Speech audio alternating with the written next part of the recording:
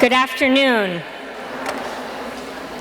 Welcome to the Smith College Solutions in Action Conference on Climate Change. Smith College acknowledges that the territory upon which we gather today is built within the ancestral homelands of the Nonotuck peoples.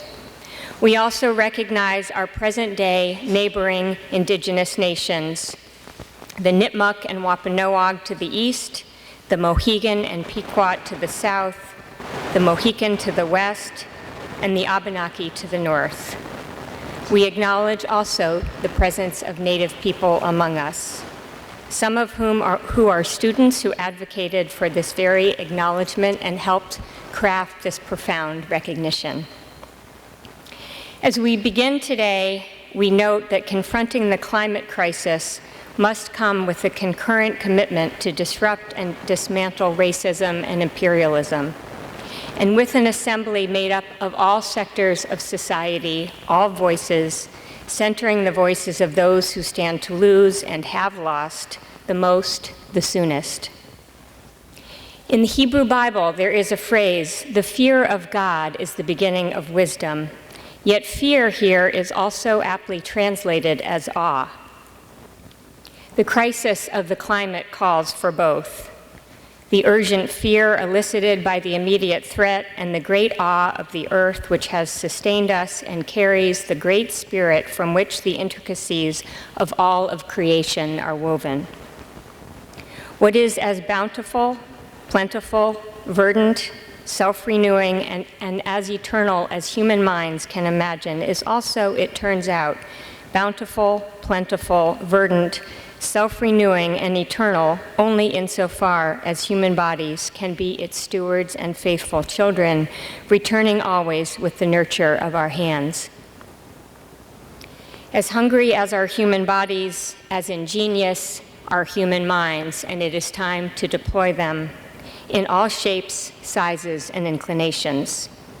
So let the fear of the immediate demise without immediate action be elicited in us, but let that fear unfold into awe of a beauty from which we cannot separate and without which we cannot survive or flourish. In words excerpted from a poem by Kathy Janiel Kijiner and Eka Nivianya from the Marshall Islands and Greenland, respectively. Sisters of ocean and sand, I welcome you. This is a story about the guardian of the sea. She sees the greed in our hearts, the disrespect in our eyes. From one island to another, I ask for solutions. Let me show you the tide that comes for us faster than we would like to admit, from an ancient rising sea, forcing us to imagine turning ourselves into stone. Siblings of ice and snow, I come to you now in grief, mourning landscapes that are always forced to change. From one island to another, I give to you rocks as a reminder that our lives matter more than power, that life in all forms demands respect more than we give to money, that these issues affect us each and every one, none of us is immune, and that each and every one of us has to decide if we will rise. So in fear and awe and a hope with the power of ancient seas, let us vow that we will rise together. Let us begin. It is now my honor to invite forward the chairman of our Board of Trustees, Debbie Duncan.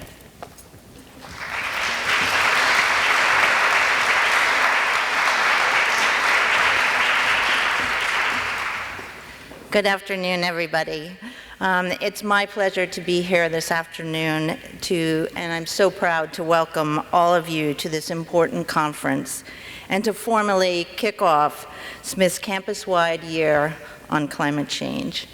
Unfortunately, President McCartney is out of town attending a memorial service, and she does send her own enthusiastic welcome to all of you and support for the conference. In 2015, President McCartney appointed a study group on climate change. Their charge was to examine how Smith could more effectively respond to the complex and urgent problem.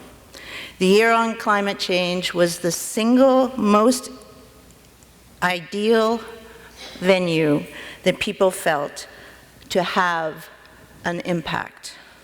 So as chair of the board, I am pleased that Smith continues to focus our collective energy on this most pressing issue.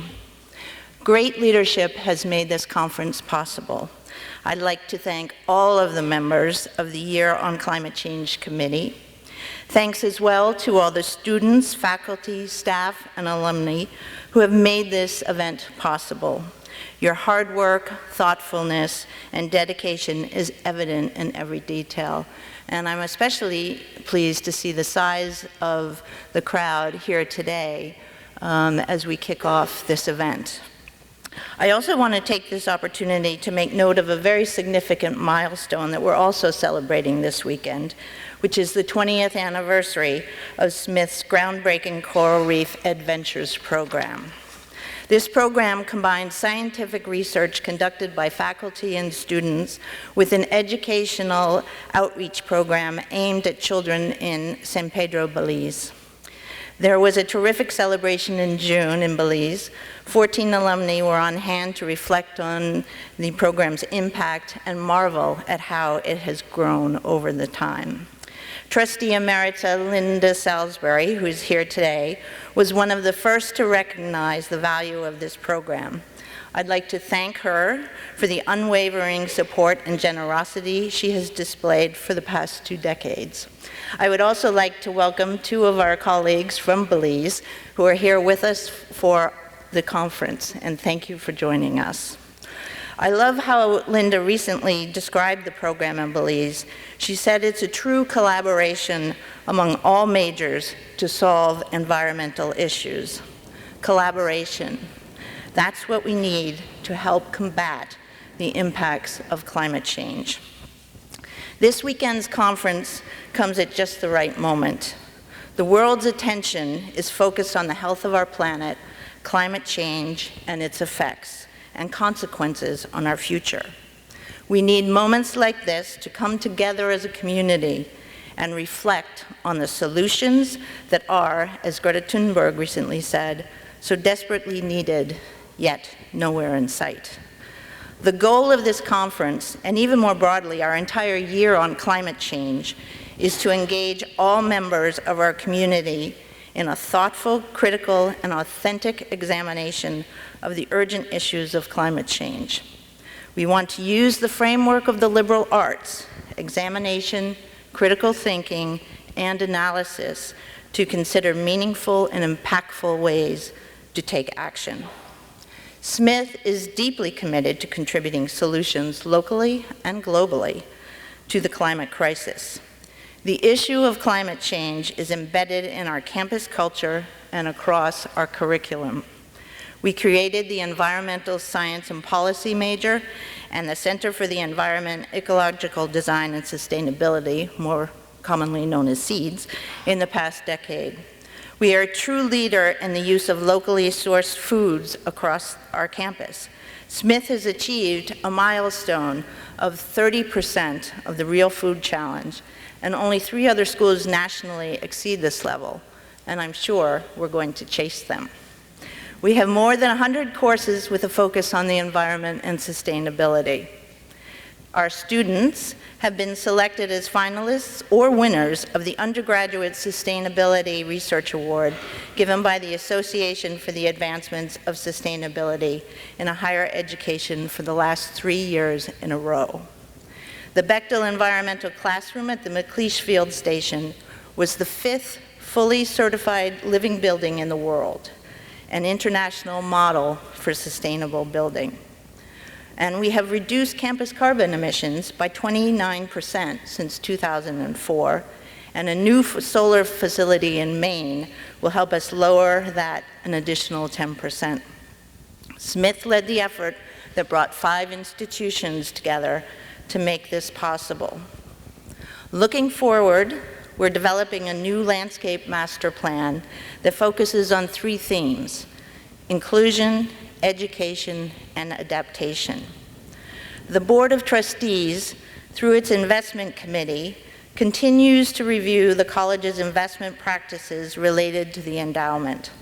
We are currently reviewing whether there are additional measures we can take with respect to our fossil fuel exposure in the endowment, as requested by students in our Divest Fossil Fuels group.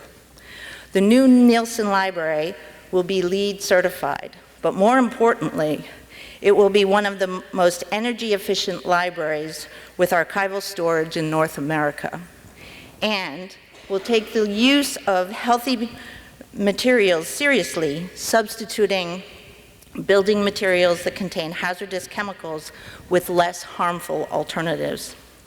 Finally, we're continuing to investigate and plan ways to get to operational carbon neutrality.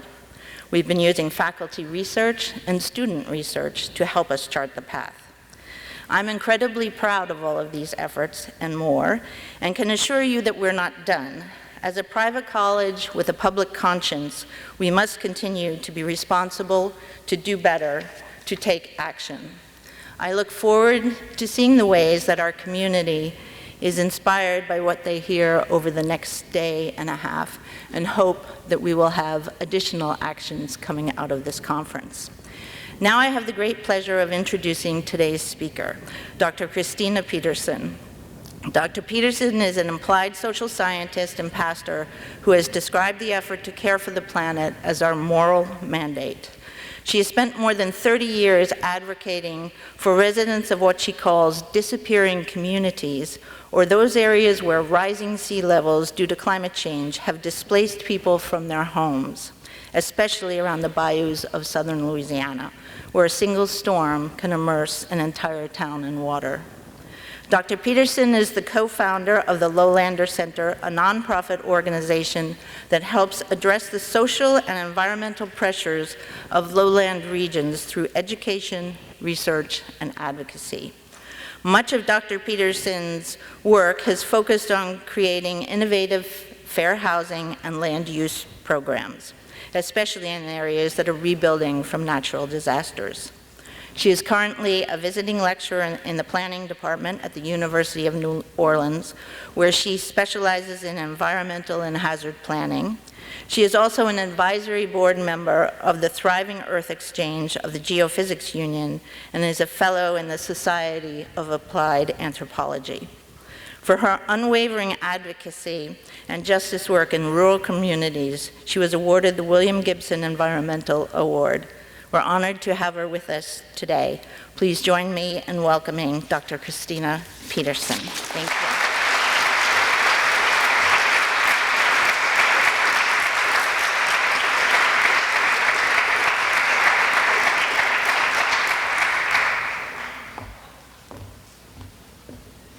Thank you all so very much. It's an honor to be here.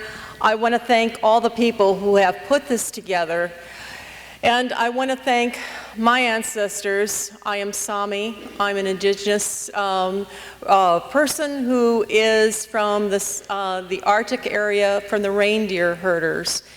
And I want to thank all of you and your ancestors for who you are and what you bring right now to this day for this discussion. So let us move forward and have this discussion over this next few days and also over this next year. What I'm going to be presenting to you today, and if you want to start with the first, is a story. And it's a conversation about a story that has transpired over many years. It's a story about a community of Ile-de-Jean-Charles tribe that was dislocated out of the Trail of Tears and now is being dislocated again because of loss of land. And so I'm going to talk a little bit about the complexity of everything that is a barrier to the possibility of moving in an easy kind of way, and then to talk a little bit about what the plans were that we made to be able to have a almost a Smith-like carbon neutral and stellar community alternative in an aspirational visionary dream of what a new community can look like if we put all of our resources together. So maybe this is the Smith community, right? So thank you all very much. I also want to thank a graduate of Smith back in 1934. Her name is Frances Frolicker. And she was a neighbor of mine, and she said, stand up boldly, always stand for justice, always go for human rights, and protect the damn environment, for Pete's sakes. So that was one of my role models. Thank you, Smith. The Delta of Louisiana is a very beautiful area. This is it. The area sticking out into the Gulf of Mexico. It is the end of tributaries from 36 different states and 2 provinces. And it literally is the kidneys of the United States and North America, in that all the industrial waste and agricultural waste comes down and rolls down those rivers through the wetlands of this delta. But the problem is, this delta is the youngest delta in the world, and it's also the fastest disappearing delta in the world. So it provides services for migratory birds. It provides services as far as the ecosystem for all the feeder fish into the Gulf of Mexico. It provides a lot of services. And unfortunately, it is disappearing at a rapid rate. We've lost the land mass the size of Delaware, the state of Delaware. That's how much we've lost in the last 50 years. Forward. Okay, these are some of the communities that we work with that are down in the Delta. And you can see there's not much land left. These communities that we're talking about are not people who chose to live on the edge of an area to live on the beach. These were people who lived inland, about 50 miles, in very safe, secure areas, chose areas that were safe, but because of unbridled digging by oil canals, exploration of minerals and other sources, and other types of damaging work over the many years, this is the result of the lack of land. This is another map. I'm going to show a series of maps so you can kind of see the seriousness of the area. This is a surge model for a Category 5 hurricane.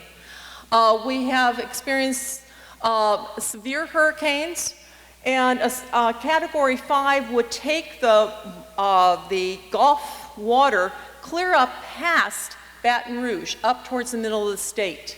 And so you can imagine all that salt water killing much of the fresh land.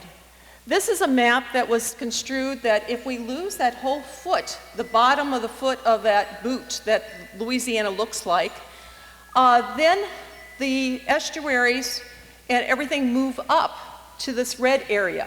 Whoops, I pressed the wrong one. This is gone. This becomes the new wetlands, and these become new marshes and areas that are pretty precarious as far as being able to build because they'll be so swampy. Then we have just an illustration of the amount of water that came through and from the areas of the United States. Here is the map of the flooding that we've had experienced over the last 9 to 10 months. This is pretty awesome, not in a good way. Pretty depressing, actually. This is from 1999. If I were to show you a current map, you wouldn't be able to see it because it would just be black.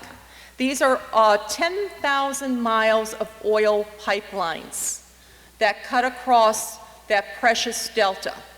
And it's that type of cutting through the delta that's causing a lot of the problems. These are the petrochemical companies. all lined up and down what we call Cancer Alley. When we have the huge floods like you saw in the previous map, these are also flooded. All the residue, the different types of toxic waste also gets put into the communities and also gets put into the river. This is also a map of the oil and gas wells in upstate. It's not just off the coast, but it's also upland in the state. Do we have the interactive map? Nope. Okay. Okay, we'll just go on. We did have a map here that showed Cancer Alley and the amount of fumes and the amount of toxins that were released. But you can go online to see that. Robert Wood Johnson put out an atlas of health factors for our states. This is our health factor. And the darker the parishes or counties, we call them, we call them parishes. Am I going back? No. Oh, where are we? There, sorry. My thumb wants to hit the wrong one. The darker the parishes, counties, the worse the health conditions. And so in these areas we have poor water conditions, poor housing, poor infrastructure, poor education, lack of jobs, high poverty rates, and very high cancer rates. So the rest of the state, after you take away all this land from the surge, what do you have left is pretty bad. So when a community such as the tribe of Ile-de-Jean-Charles wants to relocate and to bring its tribal members together out of many years of diaspora, they need to choose some place that's going to be safe, that's going to be a vision for their community for the next 7 generations. The choices are limited, but what the chief wants to do is to bring his people together and then to connect a bridge between historical knowledge of the old home place, which they call the island, to the new location.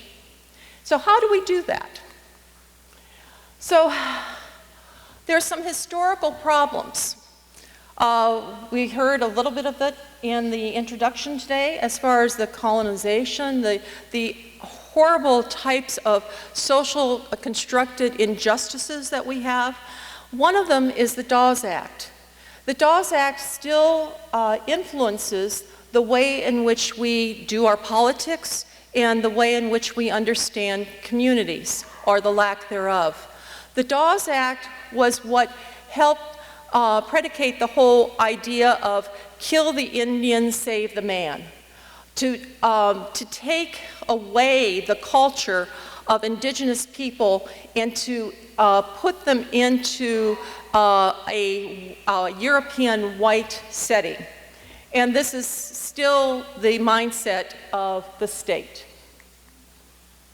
And so between now and then of how do you get to discussing about resettlement to the building of a new community when we know we have archaic laws that still govern and push the mindset, is to then build a collection of people who will work together. And 2 of them are back here in the row, right, the third row back here, is to pull people together that can help give their expertise in a participatory way, guided by the community. That's called participatory action. And to work on the best principles that can be held up in values. To have people who are visionary, that are not scared to be visionary and aspirational, and to be tribal-led in this situation. And so building the capacity of the tribe is one important thing, but also building the capacity of all the rest of us who participate with the tribe. And so the next one. So here we have just a demonstration of where the tribe is in the center of planning for relocation, and then all the other components revolve around the tribe. This is just a very quick timeline as we were developing this, is to look at what are the different types of structural injustice, timeline of climate, timeline of land and people, and then when we get to this last part on the bottom, we have put together over 25 different grants in the last 10 years to help try to sustain the work that's being done on the resettlement. So the co-creation of knowledge to solve problems is prime when you bring people together. And so the tribe has traveled to places around the Pacific, learned from people in Alaska, tried to learn best principles from all those who have been dealing with environmental injustice, social justice, and also displacement, and then incorporating that into their discourse. So in 9 years, they've had over 200 subject matter experts in and out of the discussions, over 200 news sources, in over 150 universities and agencies. And as you see in this bottom is Chief Albert with the President of Tuvalu. What are the ways which we do the co-creation? It's wisdom-based knowledge, spirituality, justice, democratization, decolonization, egalitarian resourcing, and respect for multiple ways of knowing, from infants all the way up to the elders, and people who are formally schooled to non-formally schooled to traditional ways of knowing. All those are part of being honored. Values that honor I-thou relationship and not something that is hierarchical. So we're equal partners in all ways. Something that we also do in all the work that we do as Lowlander Center, and especially with the tribe in this situation, is we have a declaration of principles. The university knows about IRBs. We flipped that, and this is the community's IRB. It's a declaration of principles of how we relate and how we relate with each other, so that we know that there's an I-thou relationship. So where do we start when you start thinking about building a whole new community or a whole new structure for Smith College? You start with the best principles that you can possibly find. We started with a list that has, this list goes for 17 pages, and what it highlights are human rights, indigenous rights, environmental rights, everything from land use to housing to water, sanitation, and so on. We made a list of all the best principles and practices and values within each one of these structures so that we could see whether or not those are being inculcated into every aspect of planning and execution of the plan.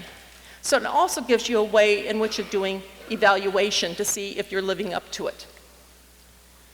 So here's the land that the tribe had selected to move to.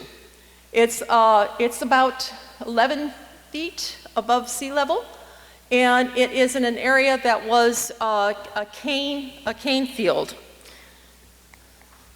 And from that, we had landscape architect firm that worked with us, Evans plus Leiter, and they listened for many, many, many years of the discussion from the tribe to hear what they wanted and what they needed in order to be able to replicate what they could have in a new location. Since it's not just people who are being displaced by climate, it is the critters, it is all the non-human brothers and sisters that are also going to be migrating as well. So this was the first rough draft, and each iteration the tribe was totally involved. And this is, I know you can't read it, but it's just here to show you how complex it is. Joe made a mind map of all the principles that we mentioned from the list of best practices and principles, and then listened to all the values that were stated by the tribe of what they wanted, and then listed them out. Then he broke them down into how those values then segued into implementation, so that everything that had to do with food, culture, energy, water, all those things connected. So it was integrating a whole system, a whole unit, and not being fragmented. And then after we did these different things, we'd go back through those best principles to make sure that everything was in there. We went through the values, and when I say we, the tribe and all the folks working on it. So it was very complex, and at the end, this is the drawing that they submitted, both for the Clinton Global Climate competition, and also for the HUD NDRC competition. And this is where the folks chose places where they're going to live. And this is a recap of the community looking at what they put together and doing reflections on what they wanted to change, how they wanted to change it, or what things they liked. And pretty soon we got to about 99% consensus on what the plan looked like and how everybody felt about it. And you can see Chantel, who is the secretary of the tribe, with her daughter who was actively involved. And here are some of the other children actively involved. We included kids from crawlers all the way on up, not only to be part of the planning process, but also to talk about the plans, to help create the plans. And because it's going to be, as new communities emerge, it's going to be their community, not the old people's. It's going to be the young people's community. So it's important that all these children have a say and know why and how all of this is happening. And here we have a group of folks that are coming together to make drums. We do cultural work together constantly as far as enhancing the capacity of the community, looking at reducing vulnerability in every way possible. And in doing this work, we also start talking about how we can mitigate the different issues together. So it's an exciting time as we work together, doing things with our hands, our minds, and our hearts. It's the democratizing of knowledges. And so the inclusive community planning meetings meant that everybody got together under houses for food together, to fellowship together, to think through each time a storm coming through, did we think about this? Did we think about that? Because we wanted the community to be as close to zero carbon impact as possible. We wanted to see the healthy living buildings as healthy as possible. We wanted to see that the landscape was a place and a home for the migratory birds. All of what was good and possible, we wanted to inculcate into a new community together. And as we've been doing this, environmental justice communities from Houston down through Cancerelli have been smitten by this idea that we can do justice. We can do environmental justice and social justice in planning new communities. And so TIHAS in Houston, Brian and Juan and Anna have been movers and shakers there, are wanting to partner with the communities that are also facing displacement because of petrochemical companies and the amount of cancer. And we're going to join together to start looking at ways that we can support each other with human rights, justice, and environmental rights, not just for some, but for the folks who are the most affected by all the impacts of climate. And we think we can do it. And so actions we need: adhere to the highest principles of justice, human, environmental rights, imagination, a galore of imagination. We need to look at models that were visionary in the past and what are visionary for the future. We need to do a Marshall Plan where we can think about how we can do holistically a whole new revamping, because it's not just the coastal ones that are moving out, but what about the inland communities that are also hurting because they have such horrific problems? So we also need to co-create knowledge. And then two things that we're really pushing for at the federal level is that we need to have a resettlement agency at the cabinet level, as we did during the time of FDR.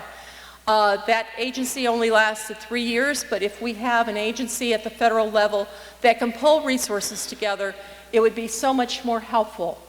And then to have a climate land trust, which incorporate both the community land trust concept and the ecosystem services conservation land trust concept, so that those two can come together and preserve and have land that is available to people, especially people of color and people being displaced, and be protected from the kinds of land grabs and land speculation that's taking place. So this is for their future. And these are some of the children from the island. And these are the people, and I want to thank all of our team, and some of our team is right here, so thank you so much. And I want to thank all of you, and we have, I think, some time for questions and discussions, and a cute cartoon, because folks said, well, what do you think about climate and the issues of climate in your area? This came out of a local newspaper close to the town where I live. And it says, where do you stand on coastal restoration? And the guy says, about 6 feet under.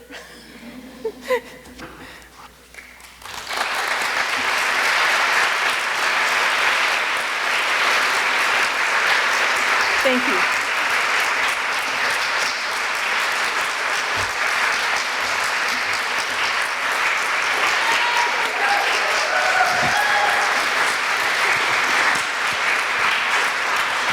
Hello, I'm Mia. I'm an environmental science and policy major, and I'm a junior at Smith College. And so I'm here moderating discussion questions that we have. We have a few discussion questions pre-prepared for today, and if we have enough time, we'll open it up for the audience to ask questions. So I'll start off with my first question. How does one try to explain the future of climate change without giving false hope of a perfect future while still remaining optimistic? It's a tough one. I would say have some margaritas on hand. I think the way in which I have remained optimistic is that the really young generation that really captures the imagination and has visions, fun, to think about what they can do. And what's really been cool is the grandmas and grandpas that have been supportive of those youth and the little kids to be able to say, yeah, we can do it. And starting to make little pieces, and those little pieces happening, and you can see that, and you celebrate those, and you just keep on going on and fighting. Yeah, that's amazing. I think it's very important to get youth involved and understand, like you said in your presentation, that their voices matter because they're the ones that are going to be living with these issues. Oh, yeah.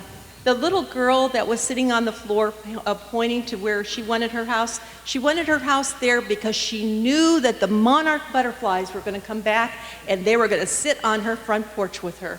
So it's that kind of enthusiasm, that just, keeps driving it. Yeah, let's follow that up. How do you avoid emotional burnout when fighting climate change? I mentioned to some students earlier today that everything we do, where we even see a small spark of success, we celebrate. We celebrate it, we highlight it, we talk about it, so that we can know that we know that there's 3 steps back sometimes for every half step forward. But when you can see that there are those little, we celebrate those. And then as a family, you know you can do it. Yeah. And also another follow-up, or not follow-up, but a different question. Is there an example of your favorite situation where you were able to apply traditional ecological knowledge and find a solution to an environmental problem in the area? Oh my gosh, there's so many. Yes, there's one that particular in Grand Bayou, the Atacapa Ishtak tribe. They had been working on issues. They're totally water-based at this point. They used to be on land, but you have to take a boat to get to their community. And what they have done is use their traditional ecological knowledge to inform the hydrologist and the scientist at the state level and in the universities about the changes of hydrology and the changes of salinity at different time periods, both with tides, with different types of storms. And in one of the situations, they were actually able to inform NOAA of the change of signature of the types of storms. And so it's amazing to be able to ground truth and to show not just as an antidote, but as wisdom from the indigenous community. It's amazing. Yeah. And so now we'll open up to the audience for any questions that you may all have. So you can raise your hand, I'll call on you, ask your question, and I'll repeat it into the microphone. So if anyone has questions, please raise your hand. I'll take the first hand, Lauren. Ooh, look at that. Hi, so I'm a member of Smith College, and I think speaking for the group, we're curious about your thoughts on Smith continuing to invest $100 million in the fossil fuel industry while holding the CR on climate change. And do you think Smith could be doing that? Well, absolutely. You can always do more. And I think just even having this is a good step for doing more. But divestment and the whole transparency of that is a huge step in doing so. Fossil fuel, just in the divestment, also needs to have the investment in alternatives. And so just to do divestment, I think, does not do the whole picture. We need to also have the investment into ways in which of jobs for those who lose their jobs in the coal fields or lose their jobs in the oil and gas industry, and to have the alternatives there for them and investing in that. So yes, to your question, absolutely. Okay, other questions?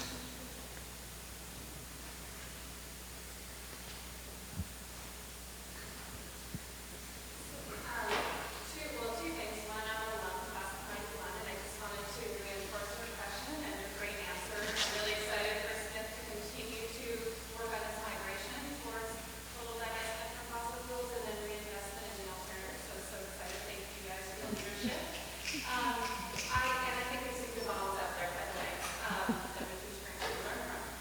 But my question was really also on resources. This is such incredible work that you're doing and so important, and so many communities are facing these types of impacts.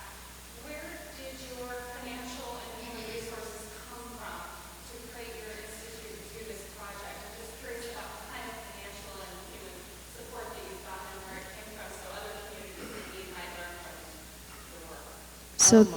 So the question was, where did the financial and human resource come to get the Lowlander Institute started?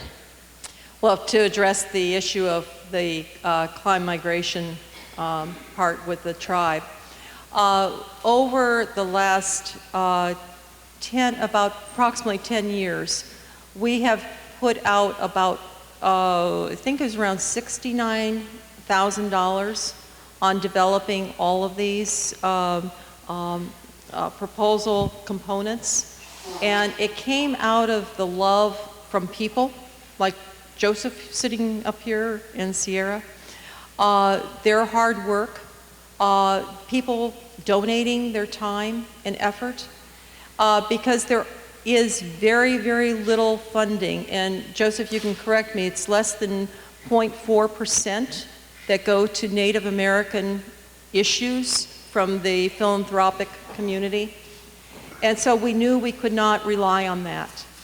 And then even after the time that we won a competition, fighting, in a competition against larger municipalities that put in several $million to build their proposals to the HUD NDRC, the tribe still has not received that money. So again, it's been, it's been moved to another, into another area. So it's difficult. It's very difficult to find funding and resources.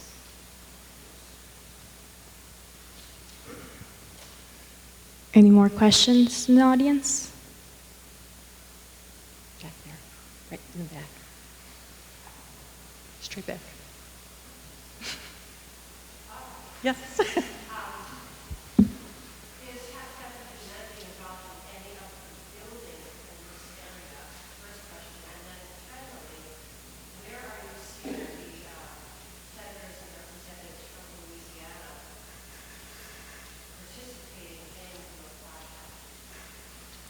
So the question was, where or how is Habitat for Humanity involved with the Lowlander Institute, and how are representatives in the government, federal government from Louisiana, participating in this program? Habitat was not involved in the development or anything of this. There was the looking at volunteer capacity of different agencies that could participate once we started establishing the land. And then the second part of the question, as far as our current political folks in Louisiana, I was asked this earlier. Garrett Graves, who is the congressman for the area that's involved, is the person who receives more campaign donations from oil and gas industry than any other politician in the country. And so to be able to, for him to talk about displacement because of what oil and gas and climate has caused is not his foremost interest. The other two politicians are supporting Trump and are not accepting that there's climate problems. And so we can't even talk about climate change in Louisiana. So we just say we are sinking and we are in crisis. But we know that, we know what it's from, but our politicians are so far behind. But I want to say something very positive. We have pulled in the GAO into the discussion of what's happened. And the GAO is helping to put together a framework on what an equitable and just resettlement process would look like based on their conversations with us in Lowlander and the whole Lowlander team, with tribe and all, and with the Alaskan communities and with the Washington communities. And the GAO can only function if a senator requests that they are put in place. It was your Senator, Elizabeth Warren, who allowed that to happen. And so I congratulate you on that, and I'm so pleased.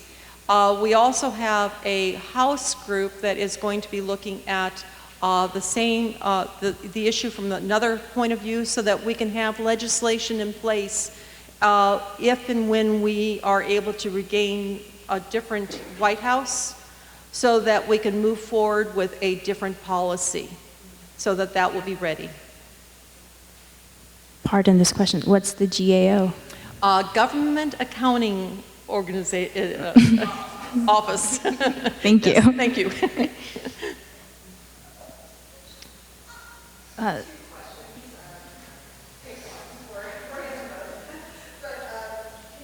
talk a little bit about the time frame? There was not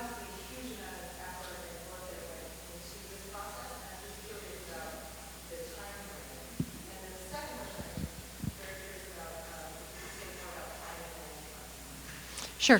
The first time, do you want to, I'm sorry. So the first question was about the time frame that went on to creating and the current Lowlander Institute, and the second question was the audience member wanted to know more about what a land trust was. The first time that the tribe tried to resettle was over about 20 years ago. And the Corps of Engineers was part of that process at that time. That was denied because they could not get 100% of the tribe to agree to a resettlement. The second time was through CBG, I always get the initials wrong, the community block grant funds that were part of a mitigation out of Gustav and Ike. And there was a NIMBY factor. They had chosen a piece of property, and some rich community decided that they did not want to have a Native American community buy them, that their land prices would fall. So the third attempt was what I showed you. And so all this time from about 2002 on has been the time that this has been working in an iterative process, each time improving upon, reflecting upon, building upon, and we hope that someday, very soon, something will come through, but we're going to need new funding in order to do it. The second part of it, as far as the Climate Land Trust, we're hoping, you know, there's land available at this point in various places that have been diminished by monoculture, cotton, tobacco, other kinds of sources, that to be able to invest in those lands, to have them set aside, almost like the concept of Pinchot with the National Forest, but to do that in a way that it's for climate rejuvenation, and to have those held in trust until a community needs to use them. And so we're going to be starting to develop that concept with a group of folks out of California with some funding from the state of California to be able to pull that concept together that can be used in other states as well. And maybe it can be an alternative to preserving land so that they're against land speculation. The land for the Ile de Jean Charles, when we first looked at it, was approximately $7 million in the estimate for buying and purchasing the land. The land went up to, what was it, 12 or 13 approximately by the time the state actually purchased it within a 2-year time period. So speculation on land is huge, and when folks know that there's going to be money or movement, the prices are going to go up to where it's going to prevent communities that are lower income or communities of color to be able to move. So that's the concept of the Climate Land Trust. Molly? You spoke during your presentation about how you're planning and designing outcomes. You spoke about decolonizing your planning and design. I was wondering if you could talk more about what specifically got involved, like whether that in terms of the social structure of the new land, or in terms of how you're using the land, or what decolonizing. So the question was in regards to the decolonizing aspect, how that works with the structures. Yes, to both of your questions. It's both in how we approach the process of inclusivity as far as the values from the tribe. And in much of planning, it's based on the individual or the individual family household. It's not really looked at as connectivity for multi-generations, and also the whole understanding of the whole living organism of a living, breathing environment that includes the house. So the home is part of the whole ecosystem, and the attachment to culture, way of life, all of that becomes integrated within it. And you'll probably get more of this in Joseph's talk tomorrow. We have time for one more question. I'm fascinated by your 17-page best principles. It seems like it is something that could be applicable globally because there are so many communities that are going to have to be located. I'm wondering, is that available? Yes. If you would look at it, how important is it for the community to develop their own principles? How much does that get adjusted by community? So the question is, how important is it for communities to develop their own best practices, guidelines? Yes, in that it is available. We thought the American Planning Association would probably have something like it, and they didn't. And so that's when we created, going through all the documents from the United Nations to other entities around the world.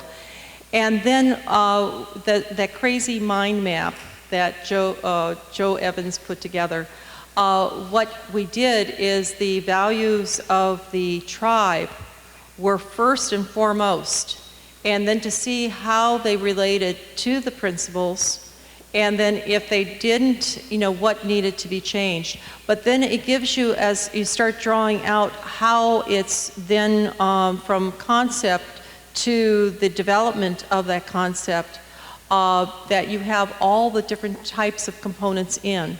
So what you're doing maybe with food, is that countering something that's with energy? Or if you're doing something with energy, how is that impacting something with water? We were looking at geothermal. And so a big discussion came about with geothermal because it could have heated up the ponds being done in one particular way where we wouldn't be able to do crawfish farming.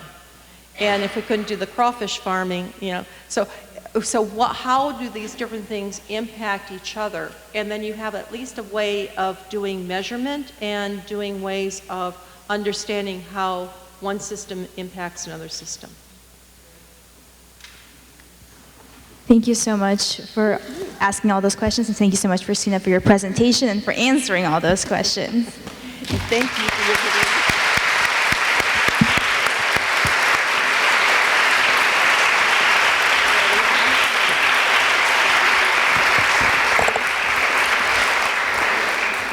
Thanks again, Dr. Peterson. And Mia, thank you so much for moderating this session for us.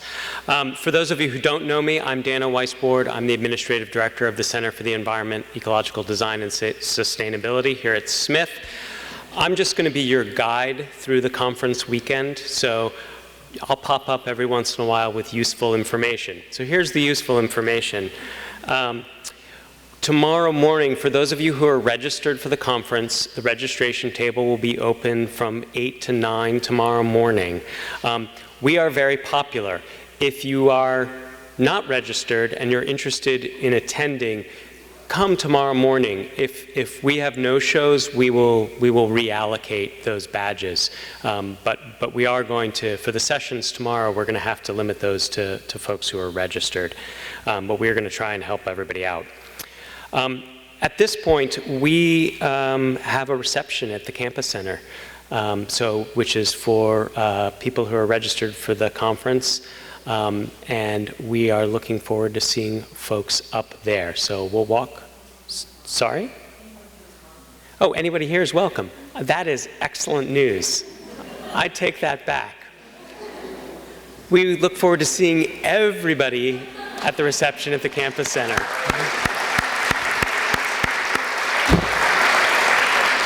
Thank you so much.